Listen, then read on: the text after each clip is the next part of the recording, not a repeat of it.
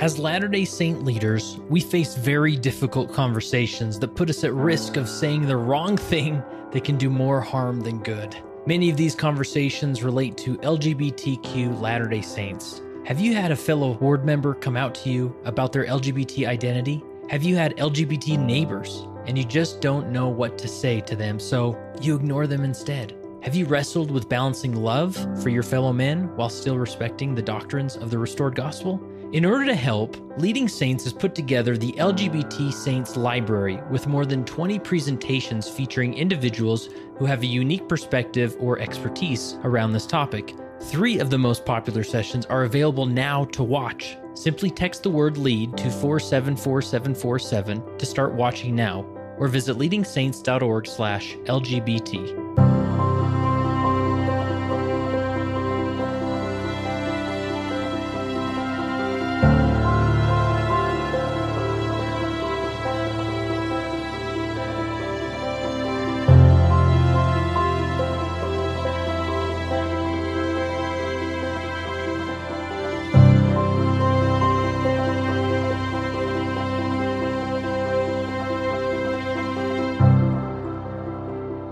Leading Saints is a nonprofit organization dedicated to helping Latter-day Saints be better prepared to lead. And we do that through various ways, including this very podcast that you're listening to. I hope you subscribe. Maybe leave us a review while you're at it. And I think you'll enjoy the content you find on this podcast. And then jump on over to leadingsaints.org and you'll find thousands of articles dedicated to leadership context as it relates to being a Latter-day Saint. We have virtual summits that we've done. Check us out on social media, and also a weekly newsletter that goes out that has unique content you won't find anywhere else. So jump into the Leading Saints world. We're glad to have you.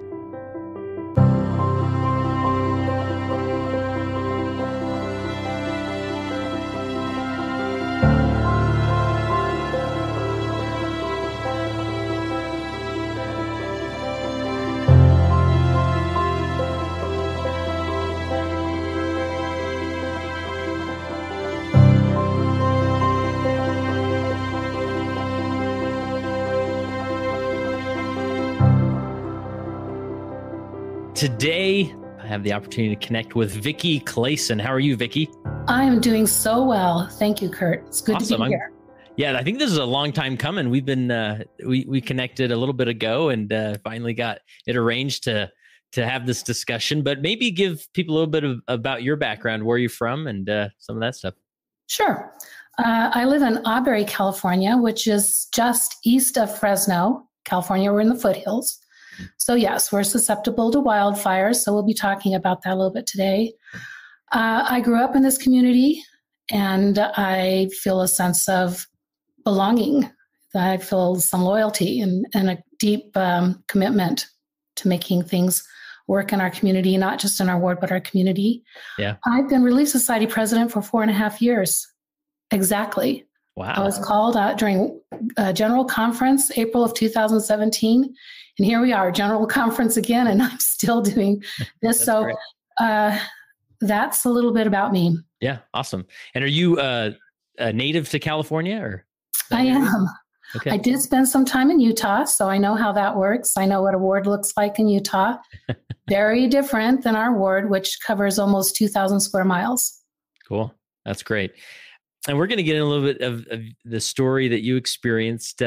So you were, when you were called as Relief Society president, doing your Relief Society president thing, where does the story start? Where suddenly you weren't just a Relief Society president, but you were suddenly charged to lead in a different way. Where does that story start?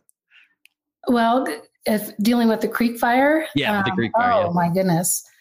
That started probably Sunday morning. The fire actually started Friday night. And this was September of 2020, September of 2020, Labor Day weekend. And the skies on Saturday were smoky, but we're used to that. And it was far away, so I wasn't too worried. Sunday morning, though, the smoke was thick.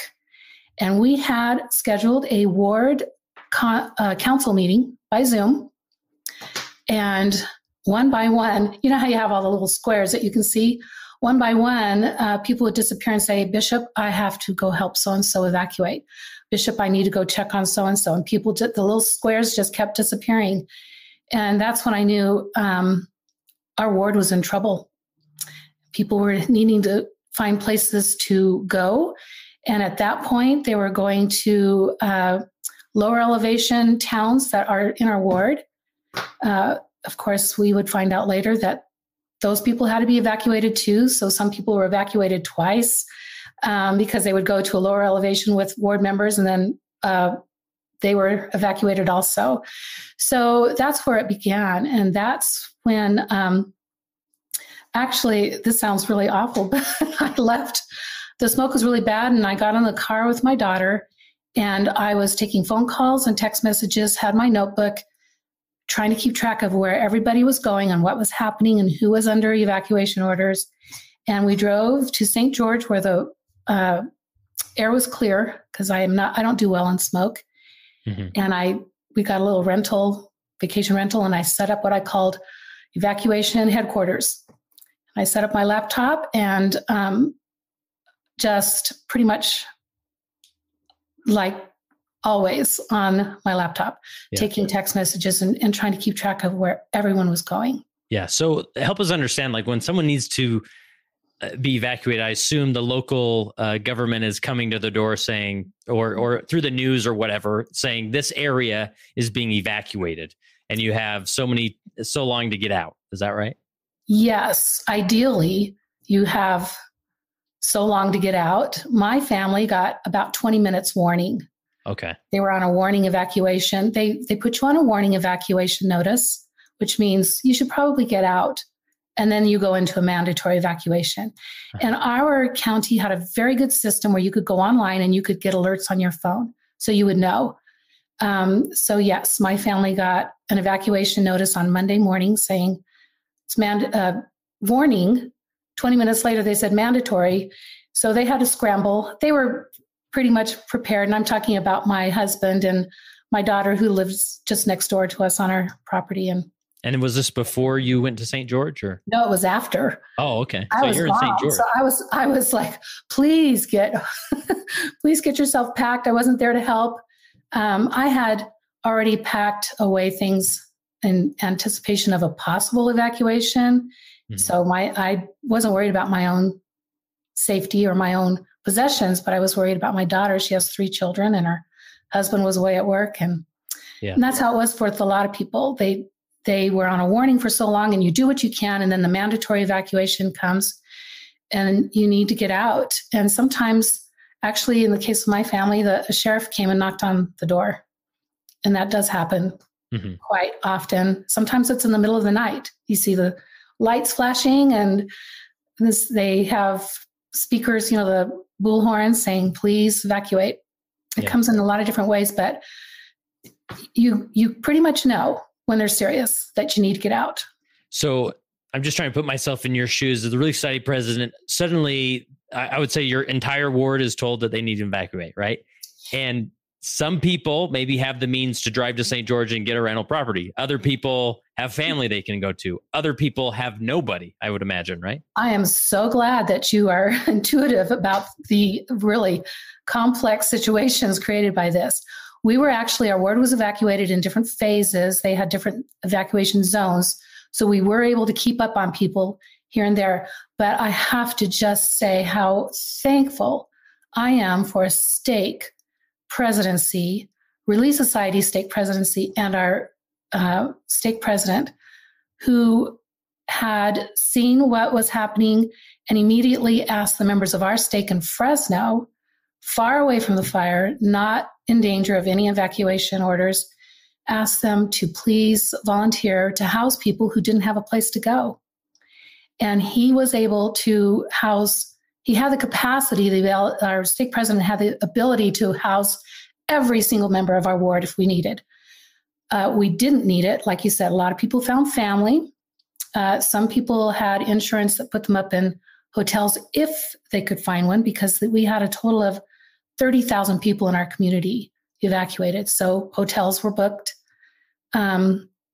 Somehow we made it work, but we couldn't have done it without members of our stake volunteering their homes. And we live in a rural area, ranches and farms, livestock.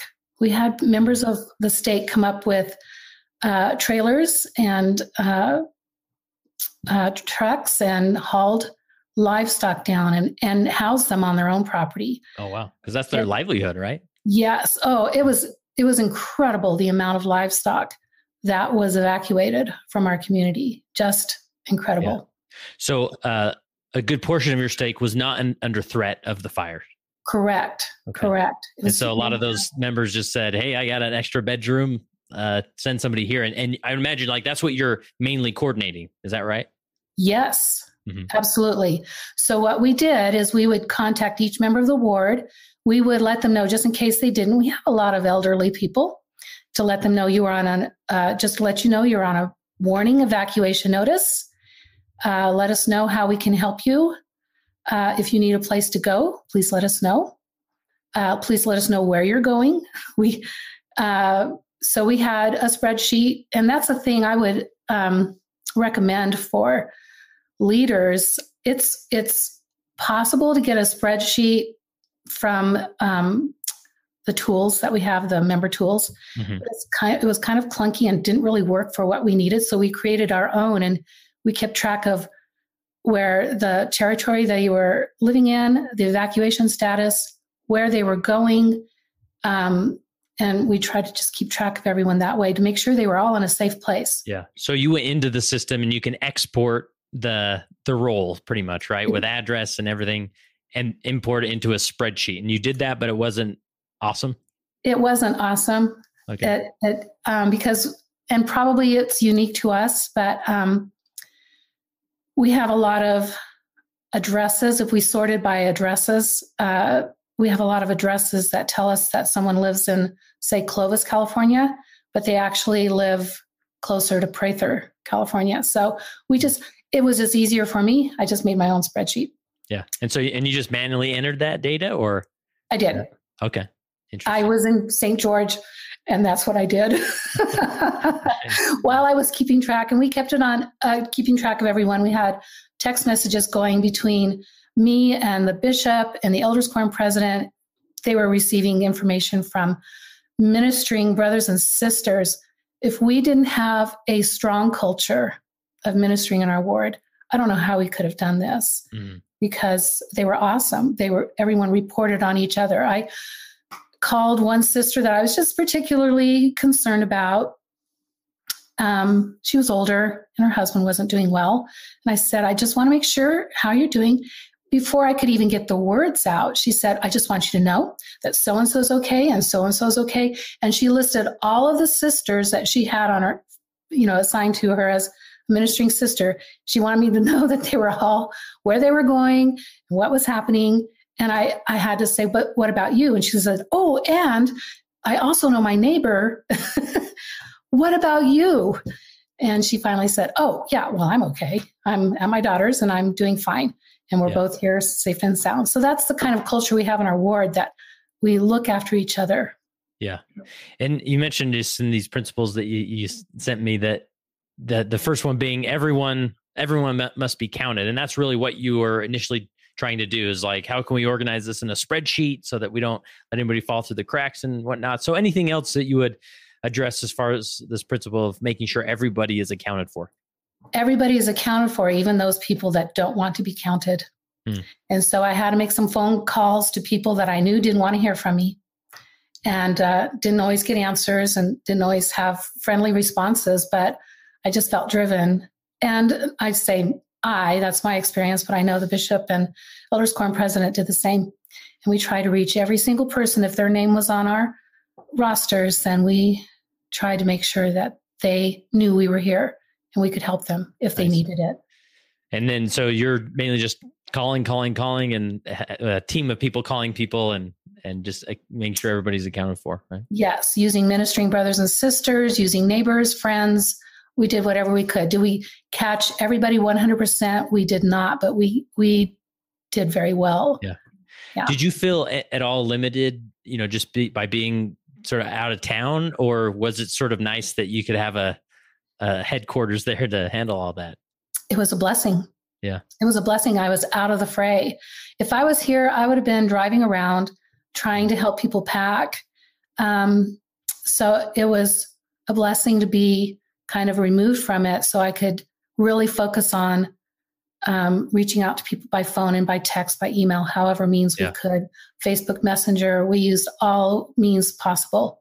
Yeah. So it sounds like, and I'm just trying to pick out those principles, or I'm just, in the future when a leader suddenly finds themselves in this crisis, whatever it is, to maybe think, okay, we need to set up sort of a command and control center where one person or a team of people can be just calling people, right? Because it's so, I would, like you said, if I was in that situation, I feel like I'm going to get out there. I got to find these people. But sometimes to have a team of people that are calling is going to be well worth it. Yeah, I think it needs to be organized so that you have one central place where that information is going to be collected and recorded. And so I managed that quite a bit, but after I had my initial document created, I put it on Google Docs so we could share it with the stake president and the bishop, elders quorum, any president, anybody that needed it. And we all then worked on it as information came in. And so that was ongoing. And there was one point when I was alone because Bishop had, and this is the blessing, I didn't have to be evacuated, but Bishop had to be evacuated. The elders quorum president had to be evacuated.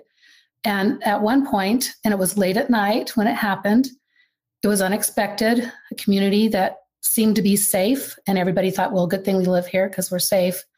Suddenly the winds shifted and they were evacuated, unexpected, middle of the night. And then the stake presidency stepped in with the stake relief society presidency and helped record things. So it kept going. Yeah. So, and that's interesting. Like, I'm just trying to think, and each natural disaster is sort of different, right? Maybe if it was an earthquake situation, it'd be a little bit different because that sneaks up on you pretty quick. Right. But just thinking like identifying certain people in the ward that maybe they don't have close family nearby that can get off site and start that, focus of tracking down people. Because I would imagine if you're there, I want to make sure my brother's okay, my sister and my aunt, and, and so you can't blame them for doing that, but somebody who can maybe fall into that position and get calling is helpful. So absolutely. Yeah. So next principle is the importance of gathering. Anything you haven't mentioned about gathering or? Yes, it was just really heartbreaking. Our initial document, we finished up Sunday night. I think I finished it up and put it online. And the elders quorum president texted me and he said, I'm looking at all these names of our ward members who are no longer in their homes. And he said, I just want to cry. And I felt the same way because they were gone. They weren't in our ward boundaries. They weren't in their homes. And so there's a loss of this sense of community when you can come together and face a crisis together. That looks different when you're scattered. And some people did go with family in different states and different cities all across California. We were scattered. So it felt different. And I realized it's because these word boundaries mean something. It means we're a community and we're meant to be together. We're meant to be able to meet together. And having that taken away from us literally and scattered, it reinforced to me how important that is, that sense of community. So it sounds like the first priority, obviously, making sure everybody's safe. And then the second is like offering strength through community and gathering, right? And so how did you go about, like, what did that look like on the ground? That was really difficult. And finally, I decided to, with the help, again, of Bishop and Elders Quorum presidency,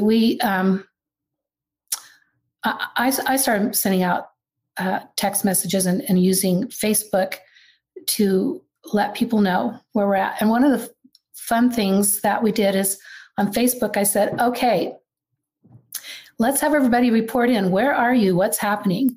And just hearing from everyone, well, I'm at my aunt's house. And we had people respond that we never see at church. And of course, I just invite them. We keep them on the Facebook page anyway. Yeah. And this is like a Ward Facebook group, right? A Ward Facebook page. And they, it was just nice to have that contact.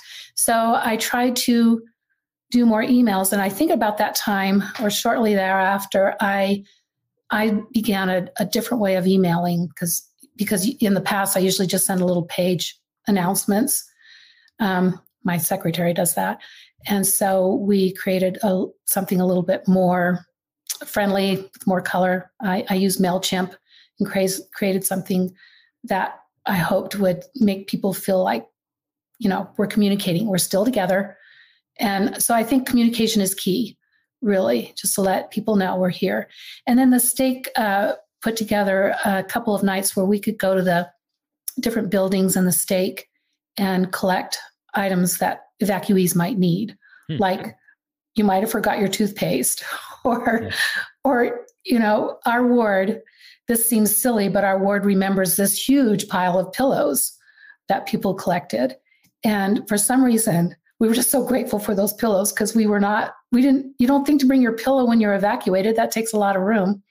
And we needed more pillows. So we were happy. So that was another way to gather also, is for us to come and find those things that we might have missed. And I'm saying I returned home after not too long being in St. George. I just couldn't stay. After we had pretty much located everyone, I came and wanted to be with family. I just couldn't stay away. Yeah. And so I went to some of those gatherings at the Stake Center and different. And do you have any knowledge as far as some of those supplies and things? Did Church Humanitarian step into, and was that a place for them, or where did this? I mean, if you needed a pillow or toothpaste, where did that come from? Our stake. I'm going to get emotional.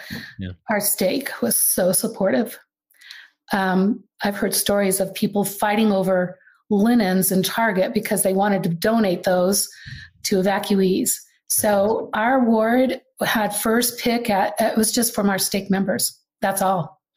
And they gathered so many things that, and our ward had first pick, and we took what we needed, and the people who lost their homes had private shopping time.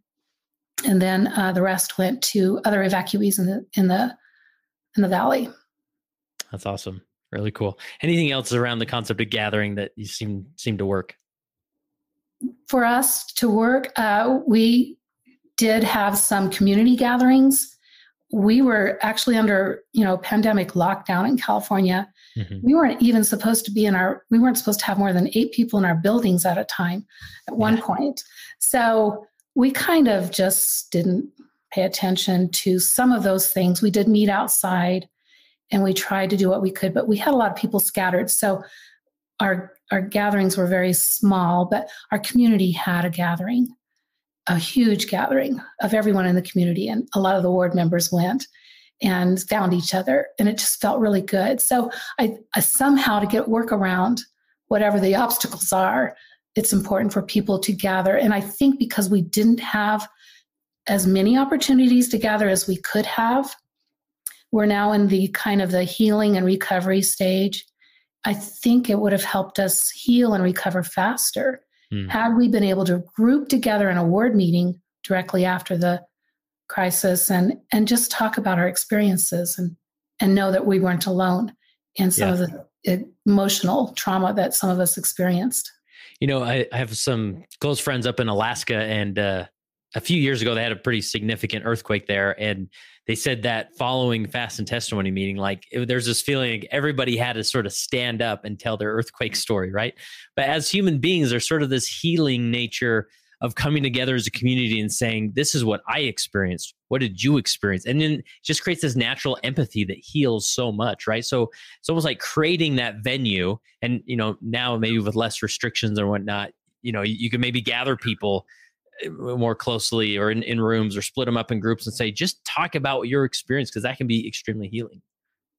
It can be. And one thing that I did not really anticipate after everything kind of settled down I thought, we're done. Yay. We got through that. What I didn't realize is how many people really needed that time to gather. They need more tools to heal. We have people who, when there's smoke in the air now, it is frightening to them. Yeah. Or when there's a helicopter that goes overhead. So, and a number of people are hypervigilant about their fire safety around their home. There's just a lot. There's some, I call it emotional trauma. I don't know what else to call it. Yeah. That comes when you are forced out of your home and you don't know if you're going to have a home to return to. Yeah, that's part of it. It's not just leaving your home for a few days. You don't know if it's going to be ash by the time it comes back, by the time you come back, right? Exactly. Wow, that's heavy. Yes. Next principle is you talk about having these moments of inadequacy as a leader. I mean, this is a serious thing that you can't just, you can't read a few leadership books and be prepared for, but that you felt that grace of God making up the difference as, in your experience. Tell us about that. Oh, incredible. There were a number of times, my daughter was with me at evacuation headquarters and in St. George. And there were a number of times I just said, I just can't. I don't know if I can do this. Why am I Relief Society president right now? I am not qualified for this. But something inside me just kept me going. And one of the things that kept coming to my mind is that these people are important to Heavenly Father. And I just felt his loving hands embrace me and his loving arms around me and just knowing that you just go one step at a time and you just keep going. You don't stop, you just keep going. And also remembering I'm not alone. There's a bishop, there's an elders quorum president, there's stake presidencies, there's a Relief Society stake presidency, ministering brothers and sisters, and we're never alone in the gospel, and we're never alone as leaders. It may seem lonely, but we're not alone. And so I learned that despite my inadequacies, somehow, some way, the Lord will give each one of us what we need to get through a crisis or a natural disaster or whatever the case may be, whatever it may be. And I've learned that in my 4.5 years in a lot of different cases when I have to solace people after not too long before the fire, we lost a mother and her children in a car accident. That was pretty traumatic. And I thought, well, there's nothing, what can you do? What can you say? And somehow, you're given what you need to get through it somehow. Was it perfect? Could I have done things differently? Of course. But overall, I just felt personally like Heavenly Father was not going to let anyone down. Yeah. So I know in my own my own leadership experience, in hindsight, I look back and think, oh, I dropped the ball there, and if I did it again, I'd probably handle it a little bit differently. So just in the context of this emergency, this may be a vulnerable question, but did you feel like you dropped the ball anywhere that you would maybe do it differently if it happened again? If I had to do it again, I think I would have been stronger about communicating to ward members about what was happening in our ward.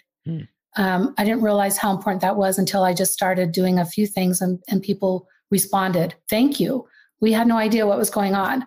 And so to let people know in the process of what was going on. And I think maybe being a little bit more creative about how we could have gathered together in the middle of a pandemic. We needed that. And I know that more now than I did then. Yeah, that's really helpful. Really helpful. So and then is on the ward level, has this changed how you prepare, or because this type of thing could probably happen again, right? Anything on the ward level you're doing differently to prepare or anticipate something like this? Yes, actually, we're a little bit more mindful. We actually had a ward council about this not too long ago about revisiting our ward emergency plan. and to use more of the resources that are given to us through the church and through local communities. Red Cross, I had no idea what they did. Now I do. And I think I would be more inclined to look towards them for help a little sooner. Also, we have a number of agencies, but it was maybe just a matter of months ago that someone from the church just wanted to follow up on the Creek Fire, and she contacted me and gave me links to a number of resources that I really didn't know existed that can help a ward prepare for things. But I think I would really, really make sure that ministering brothers and sisters know their brothers and sisters well enough that when there's a crisis that comes, they can say, hey, they've got a horse trailer, or they're going to need help with this, or just have the confidence to contact someone that we might not see at church, but you still know them because you've been ministering to them in some way or another. So I think ministering is a huge factor too. So I don't know that I would do anything different there, except maybe have a better way of communicating again, where they could communicate directly with me instead of through, Bishop Elders Quorum. We had so many filters by the time we got information, but it seemed to work. So yeah, that's really helpful. Well, any other concept or point that we haven't touched on, or do we cover it pretty well?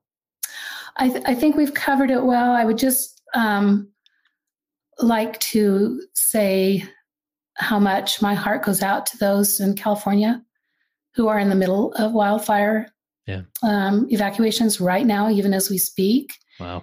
And who are going through the same things similar to what we went through. I just have a testimony of the Savior's hand in our lives, and those who lost homes in our ward are seeing these miracles that their lives, I don't want to say have been blessed, but they've been blessed. The Lord looks after them. There's a picture that I have of a totally burned home from one of our ward members, but you can see clearly all the cans of food storage. Mm-hmm. She was prepared with her food storage, but it was all gone. Yeah. But because she was prepared, I think the Lord blessed her and her family, and they are safe in a new home, something that they didn't think could happen, but things transpired that made that possible. And I think that's the same with leaders, that we can do all we can to prepare. We may not eat that food storage, or we may not follow that ward emergency plan. But the fact that we've made those efforts to do that, I think the Lord blesses us and then gives us whatever else we need to make things happen. Awesome. Well, Vicki, the final question I have for you is, as you reflect on your time as a leader, how has being a leader made you a better follower of Jesus Christ? I think the fact that I think I'm a better at listening to his voice. I think that will be something I will keep with me forever, is being able to feel the inspiration of our Heavenly Father. I feel closer to Christ because I know that I have heard his voice, and I have heard and felt his inspiration in matters that I am not qualified to handle, and I have no other explanation. So I know he's there, and I have a firm testimony of Christ, and that's why we're all here, is to bring others to Christ.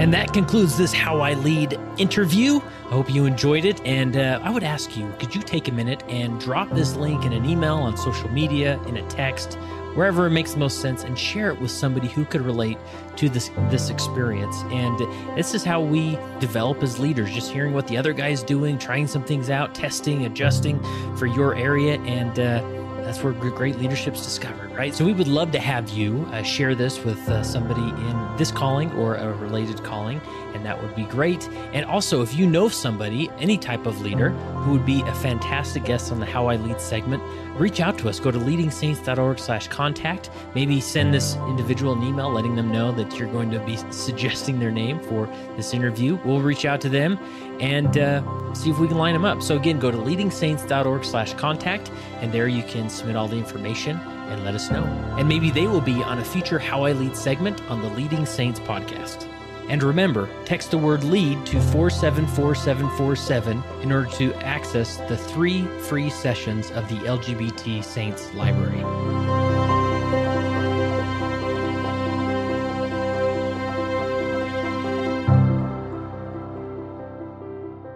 It came as a result of the position of leadership which was imposed upon us by the God of heaven, who brought forth a restoration of the gospel of Jesus Christ.